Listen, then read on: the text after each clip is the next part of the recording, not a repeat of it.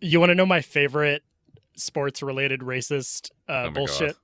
Okay, sure. I bet you never heard of this one.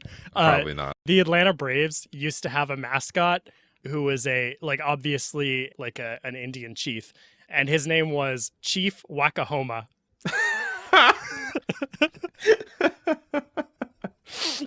Oh my Isn't god. that just so absurd? Yeah. That Oh, you know what? It was actually Chief Nocahoma. we should definitely make sure we set the record straight so that we don't misidentify Chief Wakahoma as Chief Nocahoma or vice versa. Let me read from the baseball reference page for Chief Nocahoma. Walker played Nocahoma between 1969 and 1986. For a time, he even shared a spotlight with a son, who was named Hit a Single, as well as a female companion named Princess Winalata.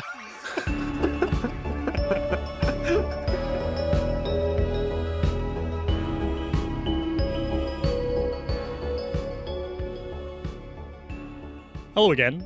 Welcome to Grokking Points. This is the radical centrist guide to new media public discourse and the modern culture war. And we're your radical centrists, Alex and Travis. Travis, what are we talking about today? I've got a couple things. I do want to talk about this Vice article. Do you want me to read you the headline, or do you want to get into other stuff first? Well, I don't know what it is, so yeah, let's read the headline. Okay. Or unless you want to keep me in suspense. No. Let's just talk about this now. We don't need to go over what do you call it? The agenda. Yeah. Okay, let's just dive right into it. Okay. We don't have an agenda on this podcast. Yeah, this is an anti-agenda podcast. We're totally agnostic about everything. Okay. Yeah. Speaking of agnosticism, the title of this article is, it's by Vice.com. Too many atheists are veering dangerously toward the alt-right. And then the subheadline is, and atheists can't afford to be quiet about it.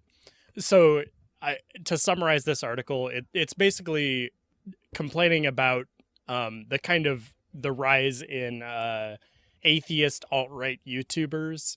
I mean, okay. if you've been like somewhat involved in the atheist scene, you can kind of get what this article is talking about just from the headline.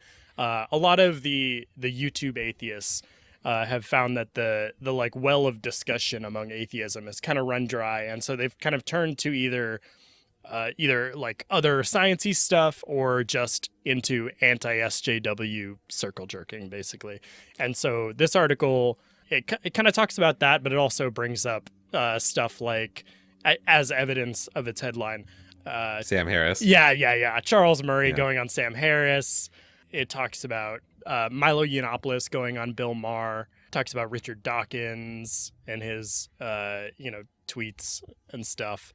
It goes into detail on an interview that Richard Spencer had with some YouTube atheists that I've never heard of. But yeah, I don't want to go through the whole article, but I just thought this was an interesting point of conversation, and I thought maybe we could talk about whether this is something that is worth worrying about. Like, are too many atheists veering dangerously towards the alt-right? And what does that mean? Like, should we care that, like, are atheists expected to be like this homogenous group that shares the same politics and all that kind of stuff? Or I guess I don't understand why Vice seems to think that atheists veering towards the alt-right is much more of a problem than, young white Christians veering towards the alt-right. Yeah. Can I just make something clear here? Is this article, I didn't know anything about this article before the last 20 seconds. Yeah. But is this article like a main, how do I say this? Because Vice isn't like a physical newspaper, but is it a front page article of Vice? Is this supposed to be actual investigative journalism, or is this like a one pager op-ed by like an intern kind of thing? Well, it was written by Chris Stedman, and this is the only article that he has written for Vice. Okay. So it's possible that this is just like a one-off little op-ed. It was published on April the 2nd. I don't know whether it was on the front page or not on April the 2nd. I mean, I'm happy to discuss it. I just want to, make it clear whether this is whether this is something that like an overall narrative that Vice as an organization is pushing, or is this just another clickbait, like type thing that we want to be aware of. I mean, But, most of Vice is clickbait, but well, yeah, at this point, yeah, okay, fair enough. But sometimes they do say, oh, here's like a 30-page report of this guy that went deep undercover in Uganda for a year or something, and there's just like more put into it. So I just want to. yeah, I mean, it's not long form. It's like what does it look like 10, 12 paragraphs, something like that. Sure. It's not incredibly short. Like it does talk about a few different things. Well, so the first thing that I want to bring up, I mean, the obvious, just from the title itself, the main points in the title are the atheist community and whatever alt-right is. Yeah. And you mentioned that we don't want to paint all atheists with a broad brush. Like, does it make sense to lump these people into a category? And I will say, at least in my personal experience, atheist is a reasonable label. Like, maybe not all atheists can be clumped together across all possible dimensions, but normally when people say that they're an atheist, they mostly mean the same thing as other people. I will say that the alt-right label is way, way more muddy. I don't think most of the time when people talk about the alt-right, they actually know what they're talking about at all, which I think can get confusing really fast. Yeah, can you, but real quick, can you clarify what you mean by when people call themselves atheists, they mostly mean the same thing? Do you mean that they mostly just mean, I don't believe in God, I don't follow Right, religion? exactly. Well, I think mostly, okay, maybe there is some nuance here, but usually people think that first and foremost, like, I don't believe in God or I don't practice religion. And then there's when somebody like actively identifies as an atheist, besides just saying like, oh, I'm atheist. But if they actively identify as atheist or consider themselves part of the quote atheist community, then that usually means that they're a little bit more active about like the ideology of atheism and like talking about it and spreading it and whatnot. Yeah. But I think it still basically means the same thing to people, in the same way that, like, if you said that you were a Democrat, someone who is a politically active Democrat is still a Democrat in the same sense that, like, someone who doesn't think about politics except every 4 years when they go to the polls and vote for the Democratic candidate. Yeah. They still basically mean the same thing, even if their lives are different. So I've been seeing this kind of the kind of sentiment that's expressed in the title of this article in some of the like formerly atheist, not formerly atheist, but like atheist blogger and vlogger and podcaster people that I follow. They're not formerly atheist, but many of them don't center their online life around atheism anymore like they used to. Right. Like, for example, I follow Thomas Smith on Serious Inquiries Only. We've talked about him on this show before. And he's run like an atheism podcast for a long time. And he's kind of expressed this same thing, this like sadness about the fracturing of the atheist community and how, some large number of atheists have turned towards the more conservative end or the more libertarian end and are Or the alt-right. Yeah. And I mean, what he means is that they're on the wrong side of the culture war, really. So I think this is interesting because I don't know whether, I guess the idea behind this is something like, to use Thomas Smith as an example, maybe he thinks that atheists being largely like rationalist materialists, we should all kind of maybe share the same commitment to rationalism and commitment to liberal ideals. And these atheists that are veering towards the alt-right are kind of just being hypocritical because everybody knows that the left is the side of science and rationalism and the right is the side of anti-science and putting our head in the sand and concocting facts. And like religious superstition. I yeah. suppose. So like that's kind of an uncharitable way to put it, but that's like what I'm guessing is the sentiment behind it. What do you think? The sentiment behind the article? No, well, yeah. The sentiment kind of behind the article and behind the same ideas expressed by people like podcasters like Thomas Smith. Yeah, I mean, I think to step back a bit, when I was clarifying the muddying in terms of the terms here, I think like even so when we're talking about these atheists, although Thomas Smith or Sam Harris or other atheists may look at the label atheist, or like, anyone who's ever been to the subreddit r/atheism knows how much of a shit show it is. Yeah. And they're like, okay, I don't want to get involved in that. There's just a bunch of cringe lords over here that, can't stop complaining about Christians or Muslims or whatever it is. Right.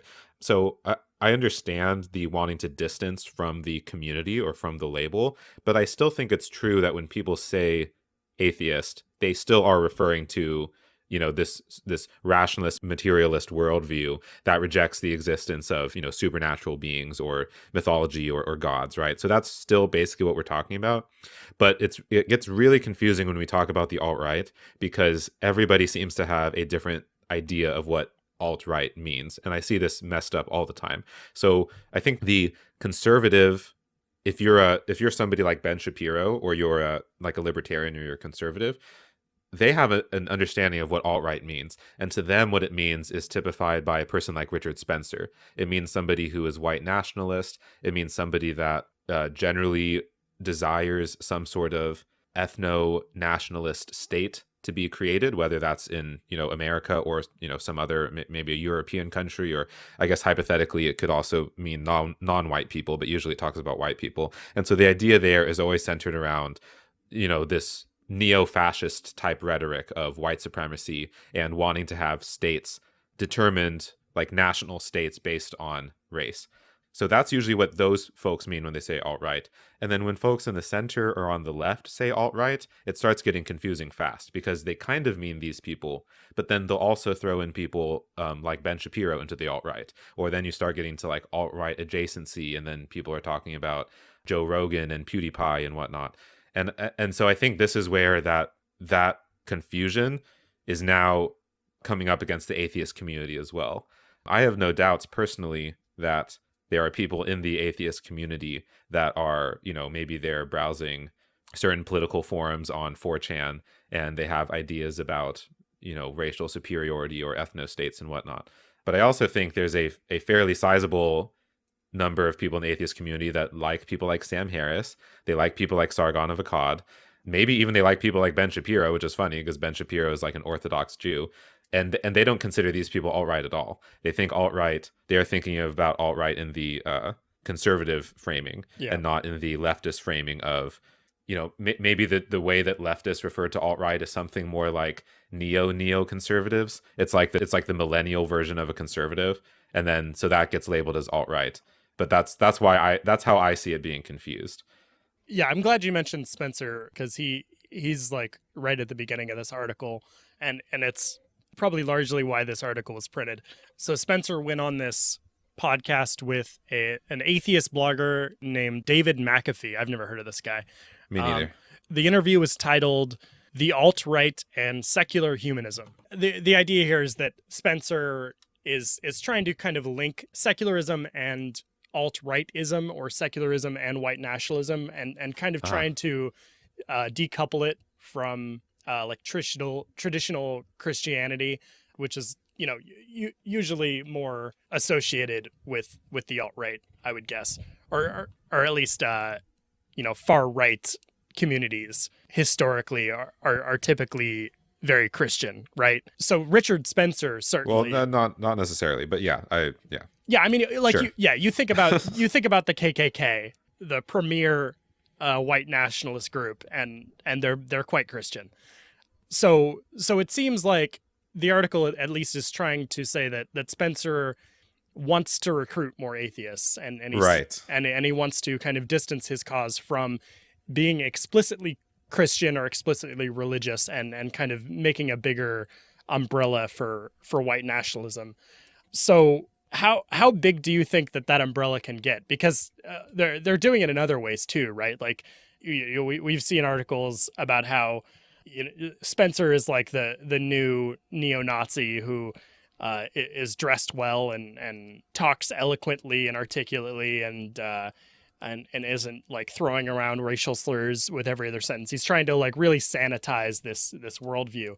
So I mean, I don't know. It is. I'm waffling over whether this is something to be worried about or not. I still just I don't know if I necessarily consider the atheist community to be a real label, I guess. Yeah. Well, I mean, I guess you had a couple questions in there. One of them was like, how big can this umbrella get? Which I like. You mean how many atheists are possibly convertible by Richard Spencer types? Is that what you're asking? Yeah. Yeah, I mean, I would say I don't think there's anything inherent in atheism that is at odds with nationalism or specifically ethno-nationalism. Yeah. I mean, like I see no reason.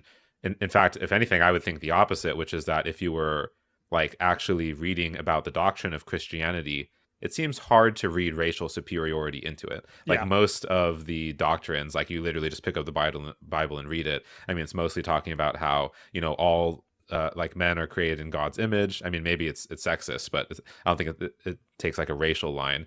I mean, a lot of people all over the world of all different types of races and ethnicities are Christian. I mean, I think if you have this idea that God, like Jesus, loves you regardless of who you are or where you are, and then you've got you see American Christians and like African Christians and Latin American Christians and Korean Christians. I mean, I just don't see the racial element of there being very compelling. If anything, maybe it is more compelling to atheists because there's like not this sort of there's not necessarily a belief system between atheists that expands the moral circle to all humans. I guess humanism is what that is. So if Richard Spencer is trying to expand into secular humanism, I guess that could count any atheist. But I mean that itself is its own like quasi-religious doctrine within atheism, and it's not necessarily true that all atheists are secular humanists. So I mean, I don't know, but I mean, it seems reasonable to be concerned about, like if it's actually a thing that a ton of atheists are getting recruited by the alt-right. That could be a lot of people. I don't know if I would be more concerned about atheists in particular versus just people, because it seems like it's convincing. Seems like it could convince anybody hypothetically. Yeah. Anybody who's white. Yeah, I guess. Well, no, not even that, right? Because there's also black supremacists. I mean, there's. Yeah. I guess we bristle at it when we're talking about Richard Spencer, but it's essentially like completely agreed upon by everyone, say in Japan, that like if you're a white person, you go and move over to Japan, you live there your entire life, have a kid, the kid grows up in Japan, but they're white, like they're not really going to be viewed as Japanese. And I don't think that the Japanese people would be super happy about like a ton of immigrants of other races coming in and then making Japan like a multi-ethnic state. Yeah, it's probably hard to be a close follower of Richard Spencer unless you are of European descent. Sure, yeah, I guess so. I mean, I'm sure that's true. I wouldn't be surprised though if people who are more racially inclined but aren't necessarily white could hear him talk and be like, "Oh yeah, I see what he's saying. Like I don't agree with the policies or something, but I understand where he's coming from." I mean, I think that if you're, for instance, I forgot what the exact term is, but there's a sect of black supremacists or like black nationalists, or not nationalists, but they believe that black people have like certain inherent superiorities over other races. And then that mixes in with like Pan-Africanism, wherein people think about black people all over the world as all being like inherently linked together, and that it may be worthwhile to have some like only black state, presumably somewhere in Africa. And I can imagine those people listening to Richard Spencer and saying, okay, well, that's fine. We'll have this state over here is for the white people and this state is for the black people. And if people want to mix together, then they can try. But there's going to continue being racial, violence and tension and hate crime and whatever. And maybe it would be better off just not dealing with that. I think that would be their argument. I think it's very rarely the case that the arguments of these guys are like, let's go out and eliminate the other race. I feel like that's the straw man, like via comparison to Hitler, that happens. And maybe that is like the logical extension of this philosophy. I'm not trying to defend it, but I think usually the people that champion this thing, they're like, yeah, we want to reduce violence. We want people to be happy and feel like they're part of a community. And we just acknowledge that, race is a part of that. Yeah. The last part of this article that I wanted to bring up is a couple times in this article, the author says, let me just quote it. Right after the author talks about that podcast with Richard Spencer, they say, yet I don't know of any prominent atheist, humanist, or secular organizations that took the opportunity to condemn Spencer. As someone who has worked in the atheist movement for the better part of a decade, this silence scares me. And he says something similar a little later on. So what do you think about that? Do you think that atheist organizations should have immediately come out and condemned Spencer for promoting secular humanism in the alt-right? You mean from after this appearance that he made on David McAfee, or Yeah. talking to David McAfee? Yeah, I mean, of course, this is a little ridiculous, just because probably none of the organizations heard about this. Yeah, I don't know who David McAfee is. Yeah, I mean, no, I if never heard about it until this. if Article. he's a super well known person in the community, then I can understand being like, they should distance themselves from David. But I don't know David either. I don't know what their conversations was like. So I'm not sure if David was like being bought in, or if it was more of a debate, or like I don't know what the nature of that conversation was. Should they have condemned Spencer though? I mean, I don't know.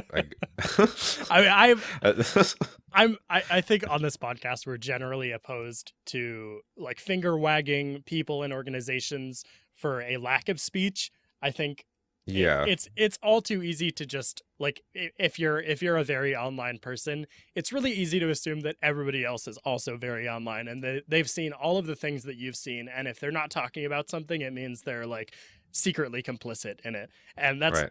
that's obviously one of the more toxic elements of social media. But I mean, Travis, I haven't heard you yet. Not once have you condemned Darth Vader on this podcast. Like, do you know, like, the people of Alderaan suffered countless rebels as he murdered. Yeah. I can't believe you. I can't have this podcast with you anymore unless you unambiguously decry well, there was Darth Vader on the air. There were bad people on both sides, and you're dog whistling to the Empire right now. All right, you want to move on? Yeah, sure. I mean, I think just to put a nail in that, I would say that I didn't read that Vice article, but I would be curious how many allusions that they made to, like, Sam Harris and Charles Murray and whatnot, and specifically, like, if they even mentioned someone like Ben Shapiro, because I know Ben Shapiro gets labeled as alt-right all the time, and I think that's just so funny. Like, it doesn't make any sense. They definitely mentioned Ben Shapiro. Okay, as like proof that this phenomenon is happening. Let me read the paragraph with Ben Shapiro in it. We can cut this if it's boring. As a freshman, I ignored the left because of their growing support of socialism, which meant that I would also close my mind to their fight for racial equality. Copying the arguments of commentators like Ben Shapiro, who often claims bringing up historical discrimination is a ruse to get people to support socialism, I easily found, okay, this is just it. I control F'd Ben Shapiro, and that was the only argument, or that was the only paragraph. Okay, so basically they do imply that Ben Shapiro is like a gateway, the gateway drug to the alt-right or something, right? I mean, maybe. I don't know if I want to put those words here.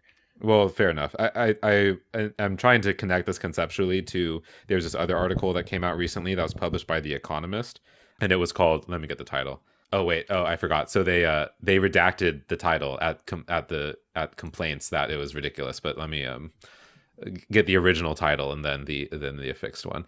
So the original title was "Inside the Mind of Ben Shapiro, the Alt-Right Sage Without the Rage." and then Ben Shapiro complained about this, saying, "I'm not alt-right. Can you please stop doing this? Also, you're The Economist. Like, fuck you." And then they changed the title to "Inside the Mind of Ben Shapiro, a Radical Conservative."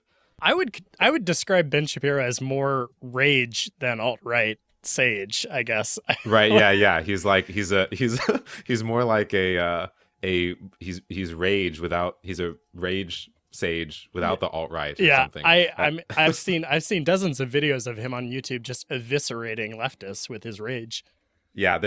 Honestly, saying that he's without the rage is probably the most inaccurate part of that title. Right behind that's a libel. Yeah, but yeah. He's like, "I'm not Hitler, but I'm definitely mad." So anyway, so that's just this whole thing, because I think people that don't know Ben Shapiro, like most people, so for instance, most people that I know, I think in leftist circles, like, they hear his name and they hear him continually affiliated with bad stuff, so they just, or like they'll see these videos on YouTube or little snippets of quotes from him, and they see him saying things about gay marriage, about trans people, and they say, "Oh, Ben Shapiro sucks because he doesn't believe trans women are women, so therefore he goes into the people that suck bag, and then that is next to Nazis, who are also in the people that suck bag." Yeah, which is, fair enough if that's what you believe. It's just not accurate to say that he's alt-right.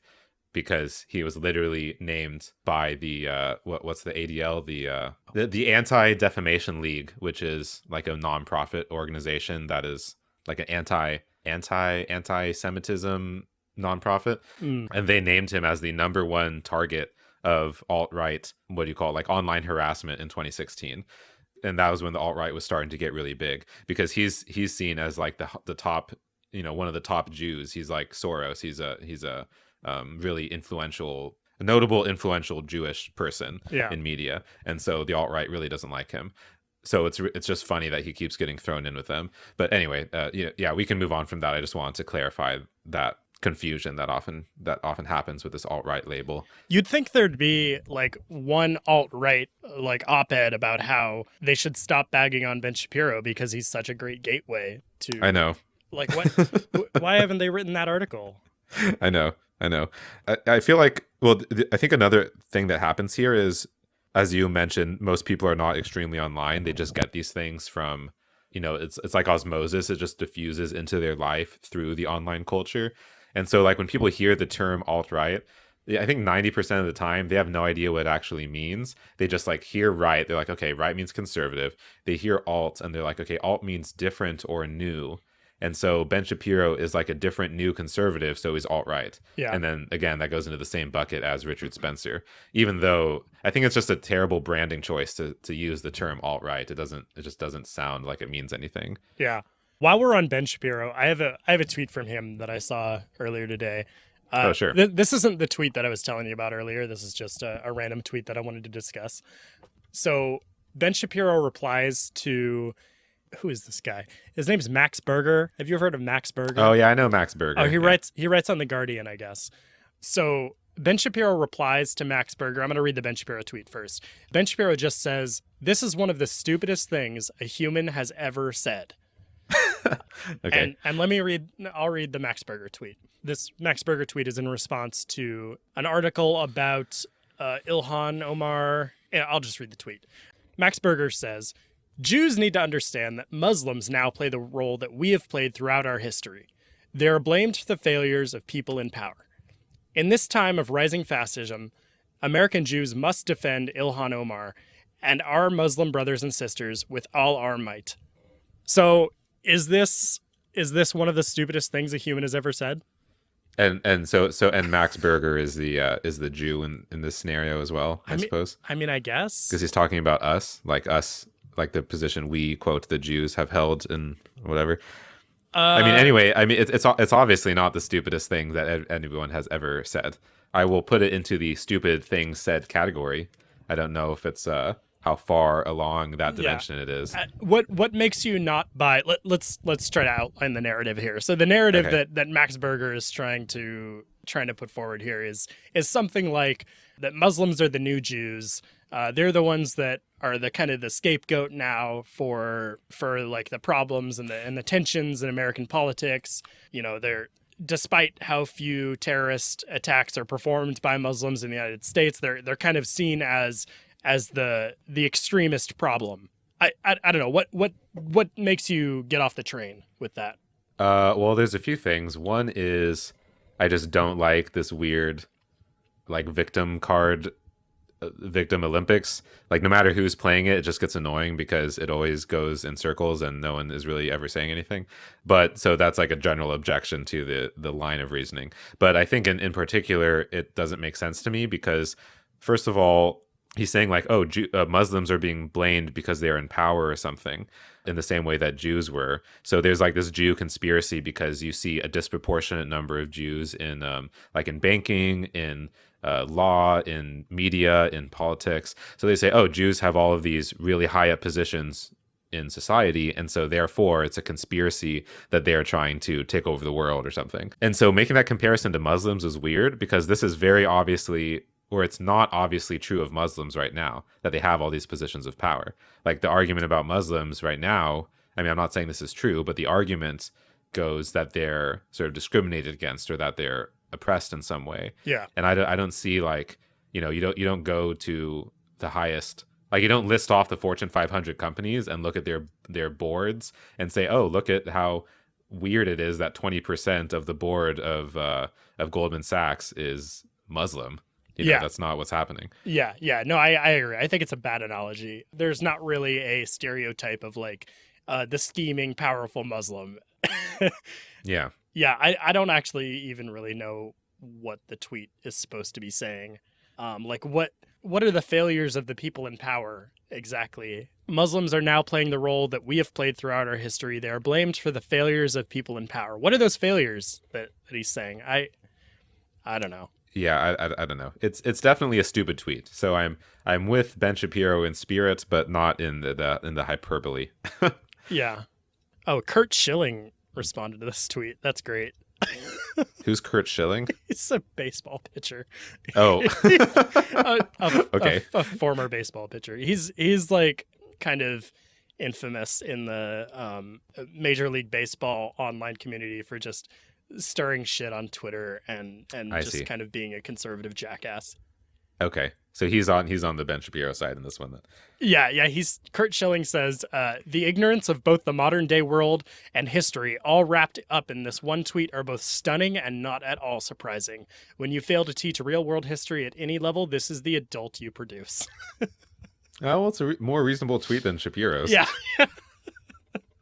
Yeah, I mean, I don't know. I'm not. I wouldn't say I'm a fan of Max Berger.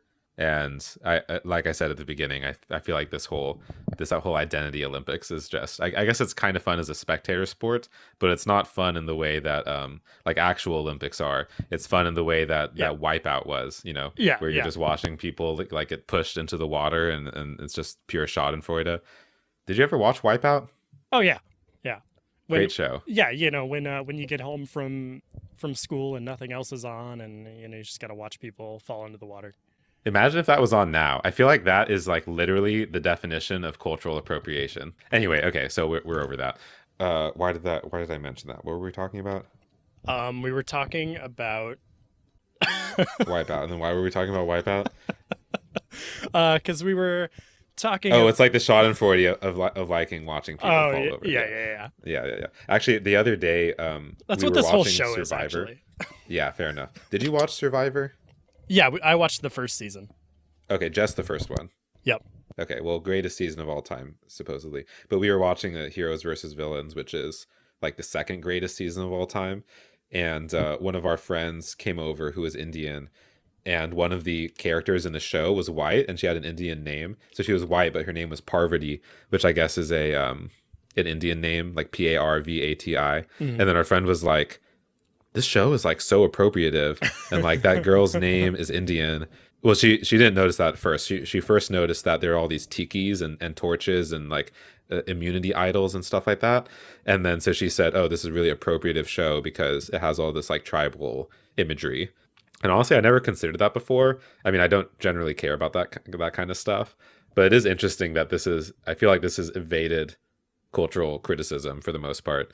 Yeah, that's true. I mean, it's still on, right? Do they still use those kind of things? Oh, yeah, for sure. I mean, that's like the entire basis of survival. Yeah. Like, the whole aesthetic is still the same. Yeah, I think it's just because it's on cable TV and it's not on like Netflix. So the leftists don't care about it. Yeah, I've definitely, I agree. I haven't seen any complaints about Survivor. I'm sure if you Googled or like searched for it on Twitter, you'd find some random person. But yeah, it's interesting. There's no like HuffPost article, Survivor's got some problems. Let's talk about it. Right. Yeah, exactly. And then the same thing with American Ninja Warrior too. I mean, I feel like the thing is there's no way that the culture can change that much.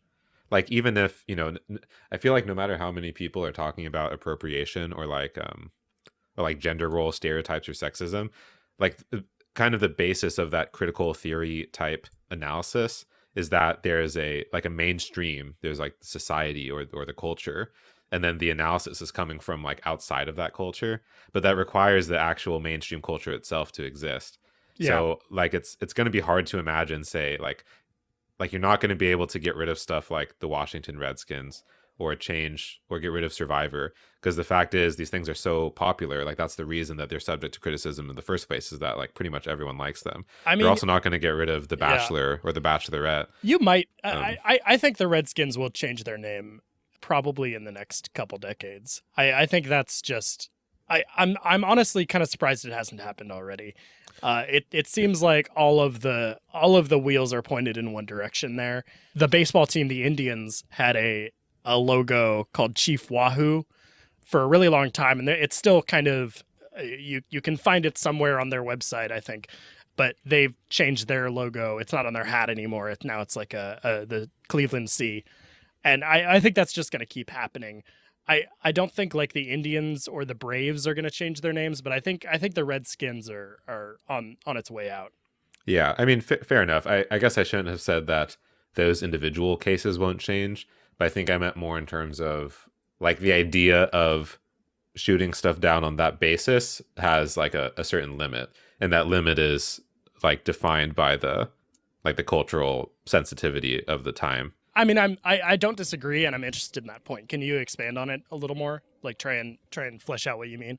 Yeah, so I guess so in this particular case, we've sort of in the case of Indian appropriation, I feel like relative to most of the other types of identity classes in the U.S., Native American is the one that most people like pretty much totally agree that it's should be protected in some way or another. Like Yeah. whether that protection extends to brands, I guess is not clear.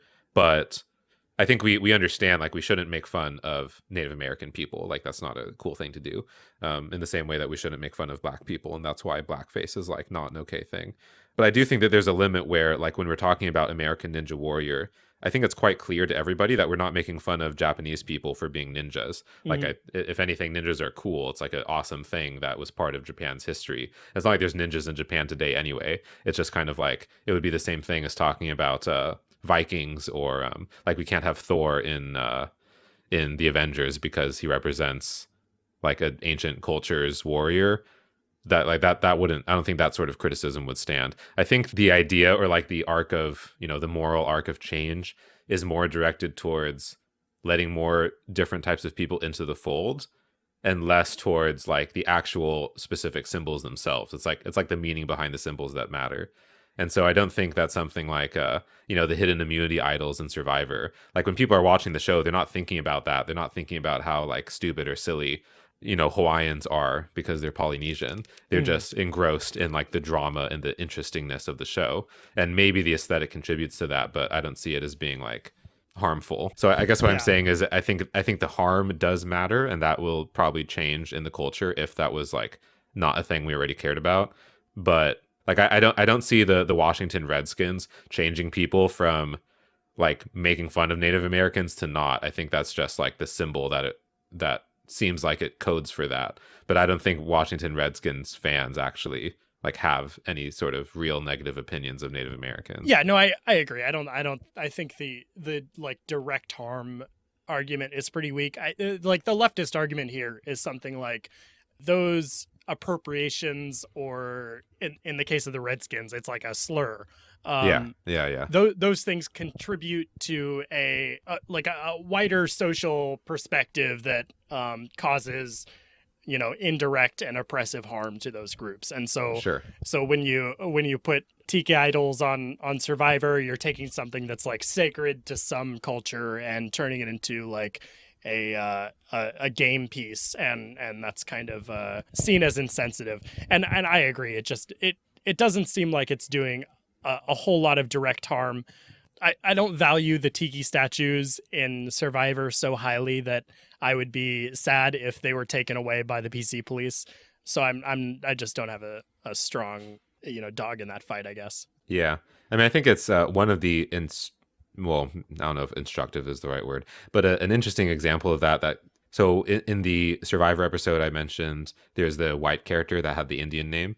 And so I wasn't sure, like, oh, well, maybe she's mixed race, or maybe she was like adopted or something, so it makes sense for her to have a different name. So I went and looked it up. And so she is totally white, but she said that like the reason why she had this Indian name was because, sorry, Indian, now we're talking about the country India, not Native Americans. Yeah. But anyway, so she said that she grew up in like some hippie commune in, the 70s or 80s or something. And that her parents, being hippies, named her, they were like into spirituality and Hinduism or something, think like yoga. And so they named her and her sisters Indian names for that reason. And I read about that and I thought about it and I was like, okay, well, that's interesting because, That's appropriative. well, it's certainly appropriative, but it's like clearly not, it's clearly not mocking because you Yeah, no, wouldn't like you're name your naming your daughter. fucking child. Yeah, Right, right. So it's I'm gonna clearly like give my kid this intended. joke name to make fun of Indians. Right, yeah, yeah. That's a level of dedication to the alt-right over there. I named her Pavati. Can you believe that shit? Yeah. I can't even pronounce this one. Yeah, seriously. But I don't know. I mean, I think it's interesting because maybe there was some time in, say the 70s when like these views on the other culture, I guess the claim here is not that it's mocking, but it's like exoticizing or like it's interesting because it's foreign or something. Yeah. So that's still some form of otherizing. But like, first of all, again, you're naming your daughter, so clearly there's some, there's a cultural integration aspect of that rather than exclusion. Things that are foreign are just objectively interesting. Like Japan is like the go-to anti-left idpol country because like there's so many connections with the U.S. and Japan. We've been borrowing each other's cultures for the last like 70 years. And it's great. And Japan has like been oscillating between being obsessed with Western culture and other cultural phenomena around the world, and the U.S. has been obsessed with Japanese culture in various forms, like their food, and we've got all these Japanese shows over here. You can see it in our homegrown animation how it's been influenced by Japanese media. Yeah, I just think that's Marie Kondo. Yeah, I think it's awesome, and I think the Japanese think it's awesome. Like every time you see like one of these like Twitter blow up things about like my culture is not your prom dress or whatever. Every Japanese person from Japan who chimes in is like, I love it when Westerners steal our culture. Like it's awesome. Did you see the one with the little girl wearing the kimono? What was this recent? Yeah, it was like I didn't actually see it directly on Twitter because I'm not on Twitter, but I saw somebody like sharing it somewhere, and there was this girl. She must have been maybe 8 years old or something, and she was having a tea party, but she was really, really into Japan, and so her parents put together like a Japanese tea ceremony for her, and so they got her a kimono, and there's this picture of her like she's wearing the kimono, and she's like has the hands together in like a bow sort of position, and then she has like the table on the ground, the pillow on the ground that you sit on, and then like a Japanese tea set.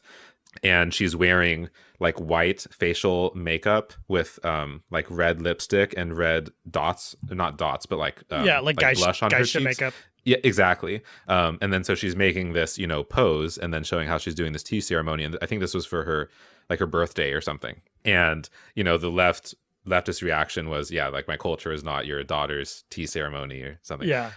And then the reaction that I saw, which obviously these are both biased in some way, but was, yeah, Japanese people like on Reddit saying, oh, this is pretty cool. Like she's actually following all the things that is supposed to be in a traditional tea ceremony. Like she's obviously not like she had to study it and like learn about Japanese culture. And I think that's cool. And so even tying that back with the Indian stuff, I feel like there is some extent to which like yoga or other like quasi-spiritual practices get appropriated. And honestly, I think the harm that comes from that is actually to the people performing the quote appropriation, because the harm is not like the cultural values, because the values are interesting and they're probably useful for people. The harm is when you don't understand them and then you take them and like try to replicate them aesthetically, but then you don't understand what the point is, or like you're doing it wrong, and then you like get the wrong takeaway from it. So for instance, if you didn't understand the background behind like yoga or meditation and you think it just means like doing Pilates, you're not going to get what you would have otherwise out of mindfulness. And then now that like our culture is starting to understand mindfulness meditation better, it's being like a lot more closely connected to, for instance, like quote real or like legitimate Buddhism. Because it's more connected to the actual philosophy and what was successful for practitioners, and not just based on this like very shallow understanding of what the culture is. Yeah, this is like kind of the standard anti-cultural appropriation argument, but I really haven't seen an account of cultural appropriation that can't just be reduced to disrespect. Right. And like maybe it's a very specific type of disrespect that we should be paying attention to, but I think it's obvious that you can be culturally appropriative without being disrespectful, and that appropriation is very valuable and generally a boon to society. But before we move on, I want to circle back to like the Redskins conversation. In your view, like what is the line there? Like, if there was no team called the Redskins and the NFL wanted to introduce a team called the Redskins, would you be opposed or like indifferent about that? Well, yeah, honestly, I would say I overplayed my hand a little bit in that conversation, because I would probably put the line around where the Redskins are. Yeah. Like I definitely supported them changing their name originally, and probably would continue to support that. I think there is something to be said for like what you just described of making a new team, or like naming a new team and saying like, okay, moving forward, let's like not do this anymore. But also like we did that before, and we probably shouldn't have, but it's like, it is what it is now, kind of thing. I mean, I guess a lot of those issues get sticky, of like the same issue with tearing down the statues in what am I trying to say? The conservative war memorial statues of General Lee and all those people. Yeah, but not, what's the word that's not conservative, but it means the Civil War people. Confederate. Thank you. Yeah. I meant Confederate. So the Confederate statues, I feel like it's a similar thing. Like, obviously, the Washington Redskins aren't like a deeply embedded part of American history or something in the same way the Civil War was. But I can see the argument of like, okay, in the future, we're not going to name stuff like the Redskins anymore, because we realize that that's kind of awkward and disrespectful and bad. But we named it this before, like a while ago. And now we have this huge fan base, and they all love it, and they don't actually care about the name. It's just like a vestige. I mean, again, I would still be in favor of changing the name, but like, it's also easy enough for me to say, because I don't care about that team. I don't watch football. Like, I'm not inside of that culture. Yeah. Inside like the football culture. So I just don't even care about it. But if I was going to choose a line, it would be somewhere around that. Like where is the appropriate place to change something historically that has been in favor of like new moral values? And it's probably somewhere around like a 50-year-old baseball team. Yeah. I mean, I can't say I don't know anything about actual Native Americans living today. So, I don't want to have a strong opinion on this.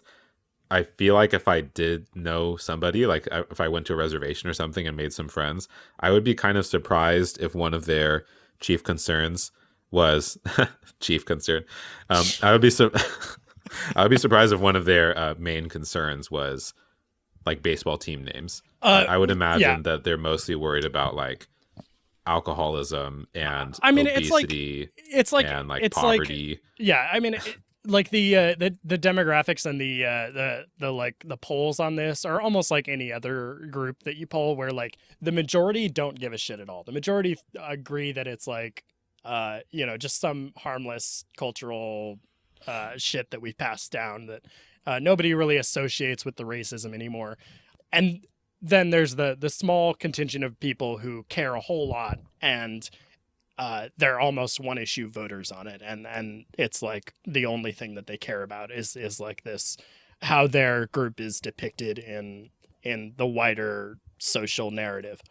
Well, I was gonna say, in terms of pure numbers, I feel like the majority of people, like the vast majority of people who care about this, have got to be like rich white people, right? Yeah, probably. I mean, I don't know, that would be my guess. Which I mean, fair enough. Maybe it's good to have the the elites of society caring about this sort of thing.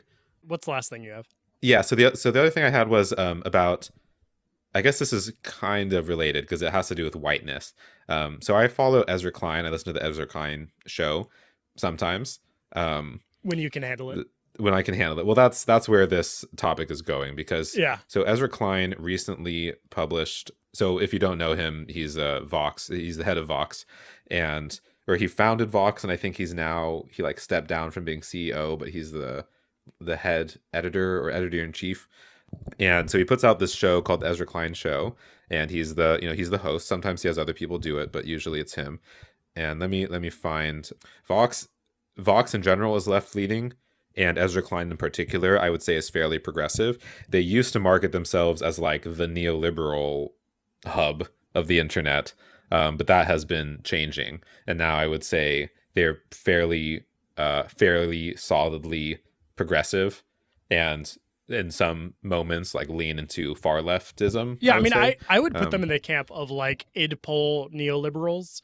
The neoliberal class right now is kind of split between like every other group Well, is split between like the id pol and the anti id pol side.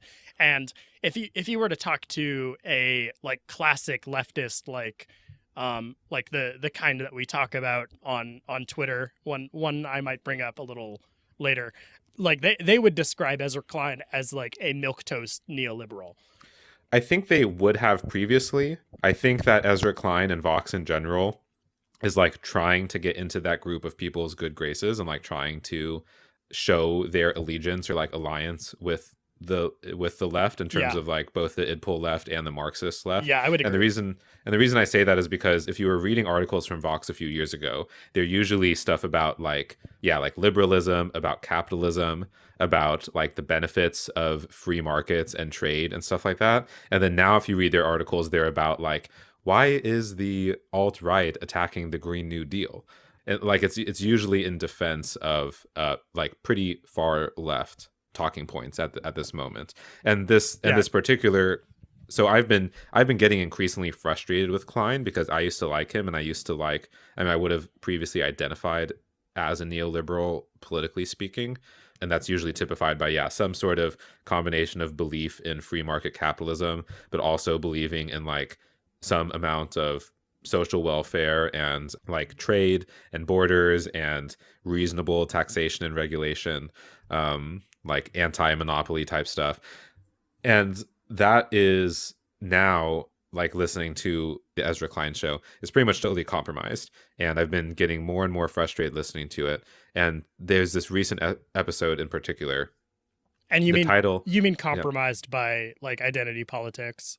Well, not just, I wouldn't say just identity politics. I would say like socialism or like Bernie Sanders style socialism, or well, I guess they're all kind of combined in my head. Maybe I would say like modern leftism. I mean, the way that someone like Jordan Peterson describes it is postmodern neo-Marxism, where there's this, it's not just one or the other. They're usually combined in some way. Like the ideas of identity politics are being like combined with economic leftism in a certain philosophical way, which is hard to explain. But let me give this specific example. This one is more identity politics related. So this new episode of the Ezra Klein show that came out is called "How Whiteness Distorts Our Democracy," with Eddie Glaude Jr., who I don't know who that is. What does that mean? What does it mean, whiteness? What are we talking about? What's our democracy? So in the episode notes, it says, race isn't about black people necessarily. It's about the way whiteness works to disfigure and distort our democracy and the ideals that animate our democracy.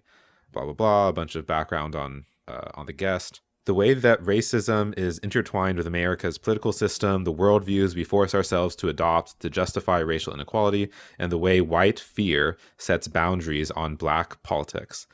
So, and there's a bunch here, and I didn't actually listen to the episode, but I read this description. I was thinking like, the first thought that came into my head was, God damn it, do we have to do this again? Yeah. Like it's this idea that in order to fight racism, we need to like create this category of what whiteness is, and then talk about these like abstract concepts of whiteness and blackness. Mm-hmm. And like by defining these concepts and saying that one is bad and needs to like move out of the way for the other, that's how we're gonna end racism. And I just think this is like a ridiculous idea. But I actually don't want to talk about that idea, as frustrated as I am with it. What I wanted to talk about is I've been experiencing this frustration and this exasperation with the Klein show as they've moved farther and farther left. And I have to say that, like, as I've listened to more podcasts and been exposed to more ideas, I've been moving right. And so a lot of the time when I look at my podcast feed, I see some of my leftist podcasts, I see some of the like random apolitical ones, and I see the conservative ones, and I'm like, okay, today I don't want to be mad. So I'm just going to listen to, the Rubin Report. Like, I don't really get that mad listening to the Rubin Report. And like, I understand that Dave Rubin is kind of a dumbass. And like, yeah, he's definitely a conservative shill in a lot of ways. But like, I go and I hear their guest talk. I'm like, okay, for the most part, what you guys are talking about is reasonable, and I'm not mad. But what I don't want to do is I don't want to be the guy that's just listening to the Rubin Report and the Shapiro Show, and like the only thing that I'm hearing is conservative talking points. Yeah. Like, I want to get the leftist perspective because it is so prominent now, and I want to get as much as I can. I want to understand it, but I also feel like literally my soul cannot take any more Ezra Klein voice in my ear. Yeah. Anymore. Are you, Alex, are you making the case that Ezra Klein's show is a gateway to the alt-right? Because it's pushing me. Yeah. It's like it's like two magnets of the same polarity hitting against each other. Like, I just can't, like, the forces are just pulling me away from Ezra Klein right into Milo Yiannopoulos' waiting hands. Yeah. I don't know, man. It's just frustrating, and I don't want to push away those perspectives, and I don't want to just like reject them and not hear those arguments anymore. But it really just feels like the same thing over and over again. And it's so like, I just want to like reach into the podcast and strangle Ezra Klein to death. Like, half the time, just the stuff he says is so infuriating and like doesn't go unchallenged or like reflected upon or whatever. And I just don't know what to do about it anymore because I don't want to hear it. And like, this is I mentioned this particular example because I thought it was kind of funny and how stupid the episode was, a whiteness distorting our democracy, whatever that even means. But it's more than that, because this is what I feel like in my life as well. Like, it's what I feel like from the news, from talking to my friends. Like, I've had serious internal conflict about whether like I want to keep being friends with my Marxist friends. And it's not because I'm like, oh, they're evil or they're bad people, so I don't want to be like corrupted by them or something. It's not that. I just like, it just feels bad to hang out with a group of people where you like know that they're not going to listen to you. You know that they have political beliefs or opinions that are like so divergent from yours. And like, it doesn't even matter. It feels like it doesn't matter how much effort you put into trying to like understand it or talk to them about it. You're just like closed off. And that's what I feel like sometimes. Yeah, I think I agree about your assessment of Vox and a lot of these like formerly center left new medias. They've really shifted more and more into the kind of BuzzFeed, like, here's 10 gifs of AOC that you can say Yas Queen to. And yeah. I think maybe you're probably better off getting your leftist content from other sources. My favorite right now has been leftist YouTube. I think they do a lot better a job at like actually engaging with the arguments of the other side. And like, even though I don't agree with them on a lot of things, like people like ContraPoints have legitimately changed my perspective on some things.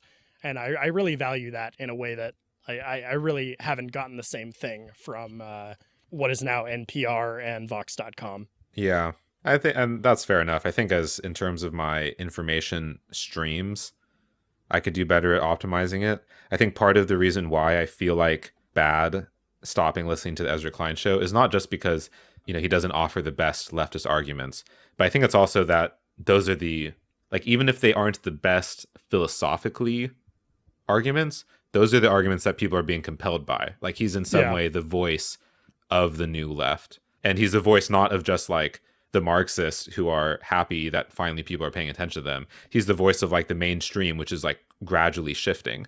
And I want to hear that, and I want to know what he's talking about, but I don't want to have to kill myself. Yeah. So I don't know what to do about that.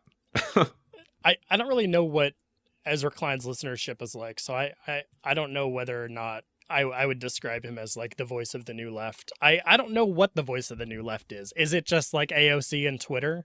Probably AOC is a good description of that. I guess it's really easy to kind of like reduce the right, the popular right, to like a few prominent voices like Ben Shapiro and to some degree like Joe Rogan and Dave Rubin. And I think it's a lot harder to do that with the left now. They're really despite the mainstream media, like the liberal mainstream media being like fairly kowtowing to a lot of like id poll ideas, I wouldn't describe the mainstream media as like explicitly Marxist, and even like Vox. I mean, a lot of their newer stuff it like has some Marxist ideas in it, but I just I don't think the left is necessarily happy with them on a whole, like the right is with Ben Shapiro. Well, the right isn't happy with Ben Shapiro I on mean, the whole yeah, I either. mean, like the alt right isn't, but like what I would call like the reasonable right, like the right that actually cares about facts and about news and like being informed by things that aren't conspiracy theories and Alex Jones. Uh, Yeah. and I don't think that we have a leftist like a leftist North Star right now, and hmm maybe that will turn in like maybe ContraPoints will turn into that, but I wouldn't call it Ezra Klein right now. Well, I think that, well, first of all, I definitely agree that it's too fractious to say that there's like one person. So I probably shouldn't have said that he was the voice of the new left. But I think if you want to pick one podcast to listen to that represents like the largest number of people that would like broadly identify as like leftist today, or like new or newish leftist. I don't know what the term would be for somebody that is now leaning leftist but wasn't a Marxist in the 80s or whatever. I don't know what the best term for that is, but I feel like the Klein show is a good encapsulation of what that is. I mean, maybe, you know, in a more softer way, you could say it's something like NPR or like the Daily, like on from New York Times or something. But I feel like, you know, the more general media phenomenon, it's different because that's talking about, you know, it's talking about news or journalism or politics. Whereas I think Klein gets really down into the culture war. He's talking about identity politics. He's talking about, you know, he was the one that butt heads with Sam Harris over Charles Murray appearing on the show. Like, again, like these things aren't really at the forefront of the culture, like if you go and turn on the TV and you're watching the news. But I do think this is the type of issues that we are going to see come up, you know, in the coming decades. And the same way that you don't see Ben Shapiro's face every time you turn on Fox News, I think that these sorts of voices are sort of emblematic of like it's like the new wave of what I think we're going to see more of in the coming decades. Yeah. Okay. Is there any other like pressing thing you want to get to? I'm happy to close out with this tweet. There's nothing pressing. Maybe I don't even know if we want to talk about this on the show, but the thing I was going to say that was interesting about Shapiro on Rogan was Rogan went into this whole thing about gay marriage because it's a known thing that Shapiro is anti-gay marriage and like sees homosexuality as a sin in general. And so he's like been in conflict with Dave Rubin over this because Dave Rubin is gay and married. And Shapiro brought up an interesting point when pressed on this by Rogan, which I just wanted to touch on. Because Rogan was like, well, you know, I thought you were libertarian. Why do you give a shit? Like, it's other people's lives. You know, I understand being conservative, but it feels like gay marriage is the one thing we can all kind of agree on now. And Shapiro's response was, yeah, I mean, I am libertarian. I think the government should be out of marriage. You can do whatever you want with your life, which is the same reason why I being Ben Shapiro, am for marijuana legalization.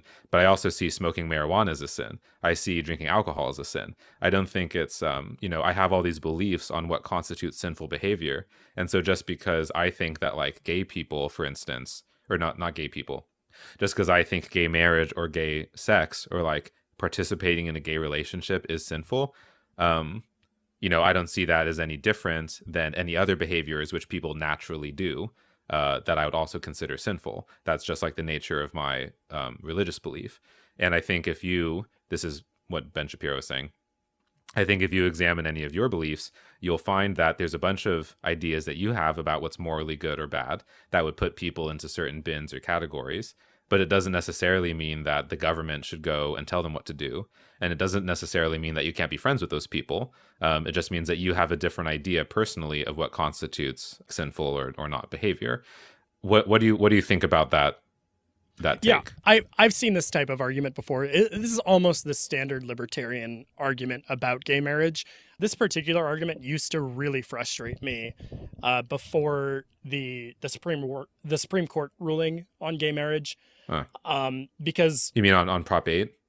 or Uh, on the cake thing? the Prop 8, yeah, Okay. like the official national allowance of gay marriage, or recognition of gay marriage.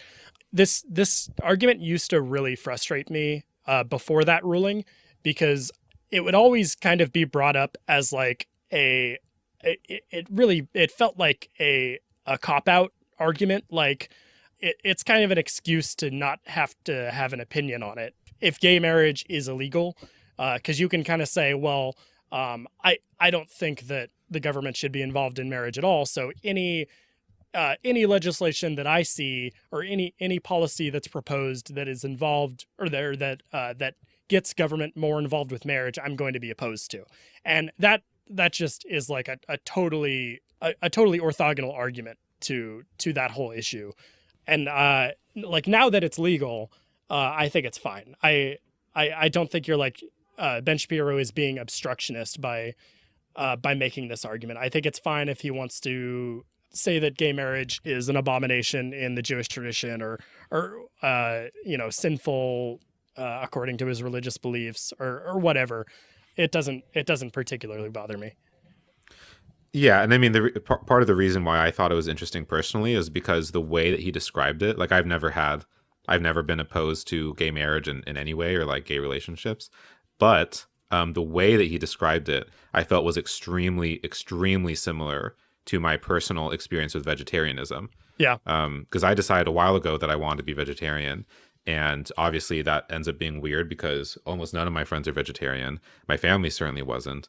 And like, I need to get people to kind of buy in to that. But then it's weird. And one of my friends brought this up, which was like, well, isn't it weird for you, Alex? Like, you go out to dinner and everybody around you is eating meat. And if you're vegetarian for moral reasons, then you think they're all like essentially sinning, like they're committing some sort of moral wrong. Yeah. Like, wouldn't that be the same as going to like a murder party where everyone else is murdering people? And I'm like, and that, that's a serious question, and it's true. Like, that is kind of what I feel sometimes. Like, but I don't necessarily feel like when I'm at a dinner party that I'm around bad people. I just, and if I did, that would be a very upsetting experience. And you probably, just get to feel slightly superior to them at all times. Right. Yeah, exactly. That's the idea. But no, I mean, I think about it like, okay, this is a decision that I made personally. I have reasons for it, and I would like it if other people like heard and were interested in my reasons.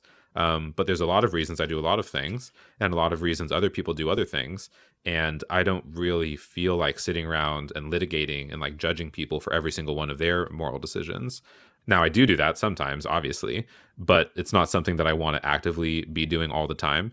And I think that when I made that decision to be vegetarian, I'm not necessarily making the decision that everybody around me is like irredeemable constantly, and like, oh, we need to pass a law like banning meat eating, and then if you do eat meat, then you're like a fucking Nazi, and you need to go home and like not come into my house and stuff, right? Like I think I'm broadly accepting of people that have these different moral values than mine, as long as I guess there's some like core really important ones that everybody shares. And so that's what I was, the same thing that I was hearing from Shapiro. And that was the first time that I like looked at that issue of gay marriage and didn't think it was immediately obvious that everybody should be pro gay marriage. Like, I understood the idea of thinking that other people are behaving like, quote, sinfully, and then just being fine with it anyway, and just saying, okay, but you're still my friend. Like, I can still be in a civil society with you, and we can just have different opinions on what is like good or bad. Yeah, no, I agree. I have a close conservative friend who has a very similar perspective on gay marriage, I would say, to Ben Shapiro. And I'm not gay, but if I was gay, I would still be friends with him. I don't think that his like conception of gay marriage, post that Supreme Court ruling is like particularly problematic. I keep bringing that up because I do think like just that like strand of argument, it felt really dishonest to me before the Prop 8 ruling, just because it you're like making a freedom argument, but it's kind of moot, because in practice it doesn't really mean anything to say that the government should be out of marriage if not everybody can get married. Like that argument just is totally orthogonal to the issue. Like, the issue is that not everyone can get married, and I would be happy to be pro a policy that gets the government out of marriage, but like refusing to be pro marriage equality just because you think like you're like a hardliner on this particular principle just doesn't feel good to me. Right. I mean, I feel like it's like if you were an anti-gay marriage activist on that basis, then why are you not an anti-marriage activist on that basis? Yeah, That's exactly. like the bigger fish to fry, right? Yeah. Okay, I got that. So what was your nomination for worst tweet of the year here to wrap things up? Okay, so do you know who Movie Bob is? Never heard of him. So he's a former escapist author. He produced videos for Escapist about movies, and he would review them. And I've been like silently sneering at Movie Bob for a long time for delving into the id poll but this is a particularly bad tweet. So he's responding. Is it going to be about Captain Marvel? That's my prediction. No, it's not. It's actually not about movies. Oh, okay. Which makes it even worse. I would be much happier with Movie Bob if he would just talk about movies. So he's responding to another Twitter user who I won't name. And this person says, this is not Movie Bob, this is just an anonymous Twitter user. "This nation is so full of hateful, violent people, and I don't know how we're supposed to beat them."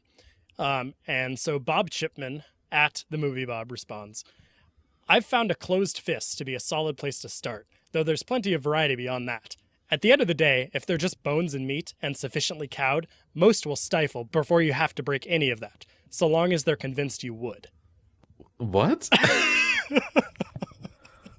Yeah, so this is like... Was this ironic? No, this is not ironic. This is the final form of the Nazi punching tweet. Like, right. This is what it all comes down to. Oh my God. Just like people are human meat bags, and you can just crush bones them. And meat. They're just Jesus. All right. Well, they're not even cockroaches. They're just fucking bones and meat. Right. That definitely seems like a way of viewing people where we can finally transcend violence. Yeah. If only we could just start realizing that everybody is bones and meat to be crushed if they disagree with us, then we won't have to deal with hate and violence anymore. Yeah. We just need to get to that optimal wokeness. Yeah. Oh my God. All right. I'm about ready to finish. Yeah, sure. Wow, I can't believe how bad that was. Do you think this is the worst tweet of the week? Worst tweet of the year? That was pretty bad. I could see it being. It could take an early nomination. All right, we'll keep it in the back of our Roger minds. Waters one. Yeah. Okay. Well, this was Grokking Points. Follow us on Twitter, our main hub for retweeting the worst tweets of the year. We're going to be on YouTube soon. Reddit. We also kind of have a thing. Send us an email at grokkingpoints@gmail.com if you're interested. Oh, wait, no, is it Grokking Points or is it Grokking Points Podcast? It's grokkingpoints@gmail.com. Grokkingpoints@gmail.com. Yeah, and if somebody sends us a question by email, we'll almost certainly answer it on the show. Have we gotten a single email? No, of course not. Okay. Just email us once. Senpai, notice us. Hear the outro. This is what the outro is for. Email us one time and just send us like a dick pic or something. We need something to go off of here. I wanna do a Q&A, like a listener email show, just to like fill air, but we have no listeners, so if you tough. So here's the thing. Tough out there. If you've heard, at least some people listen to us. If you are hearing my voice right now, send us an email with some question or just something in the email, and we will read the email. Yeah, because we don't have anything to do, so we'll read it. Maybe we'll have to bleep it out, but we will read it. So just saying, if you've got something to plug, you got whatever it is, we just want some engagement, okay? We're desperate. We're desperate here, okay? We've given up our leverage, We seem like really strong and independent on the show, but we need you guys. Yeah. All right, it's just give us something. Okay, that's all we have for this week. See you around next time.